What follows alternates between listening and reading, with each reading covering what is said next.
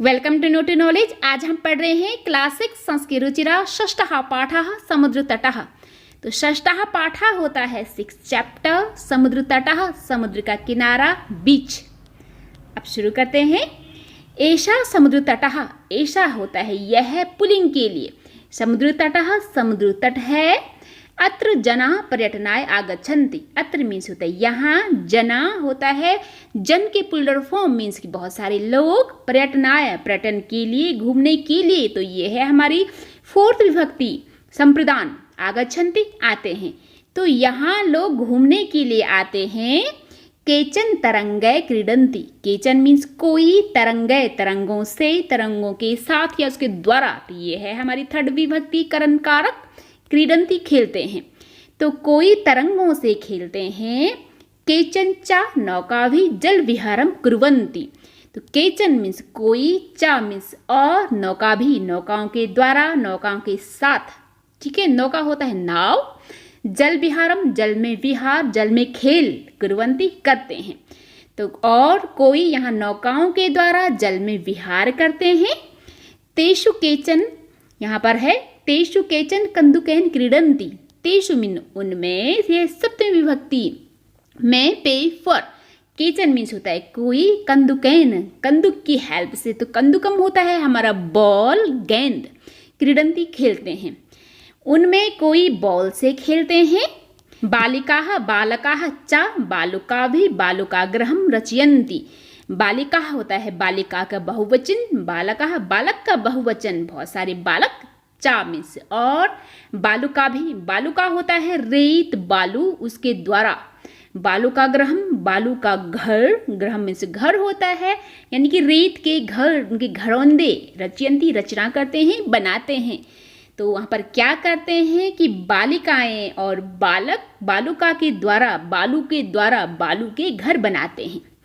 मध्ये मध्ये तरंगा बालुका ग्रहम प्रवाहयन्ति। मध्य मध्य मीन्स होता है बीच बीच में, बीच बीच में आकर के लहरें क्या करती हैं। बालुका ग्रहम बालुका के ग्रहम को, यह द्वितीय विभक्ति मीन्स कि रेत की घरौंदों को प्रवाहयन्ति प्रवाहन करती है, मीन्स कि बहा करके ले जाती है। ऐसा क्रीड़ा प्रचलन्ति एवा। ठीक है, तो ऐसा मीन्स होता है यह, ठीक स्त्रीलिंग के लिए। क्रीड़ा मीन्स होता है खेल, गेम। प्रचलति चलता रहता है, एवं मीन्स ही, मीन्स की जो ये प्रोसेस चलती रहती है वहाँ पर, यह क्रीड़ा चलती ही रहती है। एवं मीन्स ही। समुद्र तटः न केवलम पर्यटन स्थानानि। ठीक, तो समुद्र तटः, ये देखिएगा यह समुद्र तट के बहुवचन मीन्स की समुद्र के किनारे। न मीन्स नहीं, केवलम मीन्स की सिर्फ, पर्यटन स्थानानि पर्यटन होता है घूमना फिरना, भ्रमण। स्थानानि के बहुत सारे स्थान। तो समुद्र के तट सिर्फ और सिर्फ भ्रमण के लिए तो ही नहीं होते हैं। अत्र मीन्स यहाँ, मत्स्यजीविनः अपि स्वजीविकां चालयन्ति। तो अत्र मीन्स होता है यहाँ, मत्स्यजीविनः यानी कि मछुआरे, अपि मीन्स भी, स्वजीविकां स्वजीविका में अपनी जीविका को, चालयन्ति मीन्स कि चलाते हैं। तो यहाँ मछुआरे भी अपनी जीविका को चलाते हैं। अस्माकं देशे बहवः समुद्र तटाः सन्ति। अस्माकम मीन्स हमारे, देशे मीन्स कि देश में। तो ये है हमारी 7वीं विभक्ति। बहुवा मीन्स बहुत सारे, समुद्र तटा बहुत सारे समुद्र के तट, संति मीन्स हैं। हमारे देश में बहुत सारे समुद्र के तट हैं। एतेषु मुंबई गोवा कोची कन्याकुमारी विशाखापत्तनम पुरी तटा अतीव प्रसिद्ध संति। एतेषु मीन इनमें, तो ये भी है हमारी 7वीं विभक्ति मुंबई। ठीक है, मुंबई के तट, गोवा के तट, गोवा है हमारा महाराष्ट्र और कर्नाटका के पास। और कोची, कोची है केरला में। कन्याकुमारी, तो कन्याकुमारी है हमारी तमिलनाडु में। विशाखापत्तनम, विशाखापत्तनम तो आप लोग जानते हैं कि आंध्र प्रदेश में है। पुरी ओडिशा में। अतीव, अति प्लस ईव यानी कि बहुत ही, प्रसिद्ध मतलब फेमस, संति मीन्स हैं। तो ये जो सारे तट उन्हें बताए हैं कि मुंबई से लेकर के पुरी तक ये काफ़ी ज़्यादा फेमस हैं। गोवा तटः वैदेशी पर्यटकेभ्यः समधिकं रोचते। गोवा का तट वैदेशी पर्यटकों के लिए, विदेशी पर्यटकों के लिए, यह है हमारी संप्रदान मीन्स की 4th विभक्ति। उनके लिए समधिकम सा प्लस अधिकम यानी काफी ज्यादा, रोचते रुचिकर लगता है मीन्स की पसंद है। तो गोवा का तट विदेशी पर्यटकों के लिए सबसे ज्यादा पसंद है। विशाखापत्तनम तट, जो विशाखा का पत्तनम तट है, ठीक, विशाखा है हमारा आंध्र प्रदेश में, तो वैदेशिक व्यापाराय विदेशी व्यापार के लिए फेमस हैं। व्यापाराय ध्यान दीजिएगा कि ये है हमारी फोर्थ विभक्ति। कोची तट है, कोची तट है हमारा केरला में। नारिकेल फलेभ्य ज्ञायते, तो नारिकेल फल, नारियल के फल के लिए, के लिए फोर्थ विभक्ति है। ज्ञायते मीन्स कि जाना जाता है। मुंबई नगरस्य जुहू तटे सर्वे जना स्वैरम विहरन्ति। मुंबई नगरस्य, मुंबई नगर के, षष्ठी विभक्ति, जुहू तटे, जुहू तट में, सप्तमी विभक्ति, सर्वे मीन्स सभी, जना मीन्स होता है लोग, स्वैरम एकदम अपनी मर्जी से बिना किसी रोक टोक के, विहरन्ति विहार करते हैं मीन्स की भ्रमण करते हैं, घूमते हैं। तो मुंबई नगर की जुहू तट में सारे लोग बेरोक टोक विहरण करते हैं। चेन्नई नगरस्य मेरिना तटः देशस्य सागर तटेषु दीर्घतमः।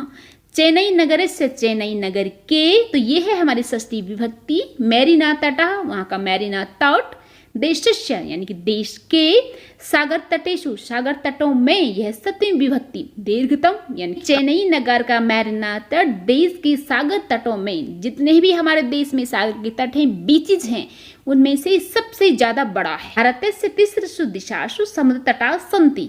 भारतस्य में से भारत के, तिसृषु तीनों में, दिशासु दिशाओं में, अब इसका दोनों को बन जाएगा, तीनों दिशाओं में, समुद्र तटा समुद्र के तट, संतिमी से हैं, भारत की तीनों दिशाओं में समुद्र के तट हैं। अस्माद एव कारणात् भारत देशः प्रायद्वीपः इति कथ्यते। अस्माद माने इस, एव माने ही, कारणात् माने कारण से, तो ये है हमारी अपादान कारक। भारत देश, हमारा भारत देश, प्रायद्वीपः, प्रायद्वीप बोला जाता है जो कि तीनों साइड से समुद्र से घिरा हो, पेनिनसुला, तो इति कथ्यते, ऐसा कहा जाता है। तो इसी कारण से भारत देश को प्रायद्वीप कहा जाता है।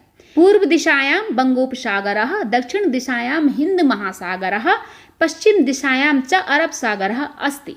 पूर्व दिशायां यानी कि पूर्व दिशा में, ठीक, तो यह है हमारी सप्तमी विभक्ति। बंगोपसागरः, बंग प्लस उपसागर, बे ऑफ बंगाल। दक्षिण दिशायाम यानी कि दक्षिण दिशा में, हिंद महासागर, हिंद महासागर, ठीक है, इंडियन ओशन।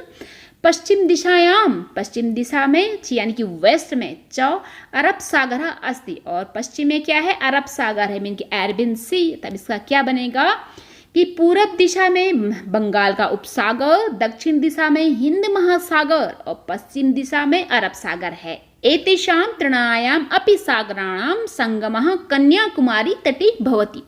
एतेषां मीन्स होता है इनका, तृणायाम इनकी तीनों का, सागराणाम इनकी सागरों का, इन तीनों सागरों का, तो ये है हमारी षष्ठी विभक्ति। अपि मीन्स भी, संगमः मीन्स की मेल, कन्याकुमारी तटे, कन्याकुमारी के तट में, सप्तमी विभक्ति, भवति मीन्स की होता है। तो इन तीनों सागरों का भी मेल कन्याकुमारी तट में होता है। अत्र पूर्णिमायां चंद्रोदयः सूर्यास्तं च युगपदे द्रष्टुम शक्यते। तो अत्र मीन्स होता है यहाँ, पूर्णिमायां पूर्णिमा में, तो ये है हमारी सप्तमी विभक्ति। चंद्रोदय, चंद्र प्लस उदय, तो इसका मतलब होता है कि जब चंद्रमा का उदय होता है, मून निकलता है। सूर्यास्तम, सूर्य प्लस अस्तम, जब सूर्य अस्त होता है, सनसेट, चामिस। और युगपदे, युगपद प्लस एव, तो युगपद मीन्स होता है कि इकट्ठे, एव मीन्स ही यानी एक ही साथ, दृष्टुम यानी कि देखा, शक्यते जा सकता है। तो यहाँ पूर्णिमा को जब चंद्रमा का उदय होता है और सूर्य का अस्त होता है, वो दोनों एक साथ ही देखा जा सकता है।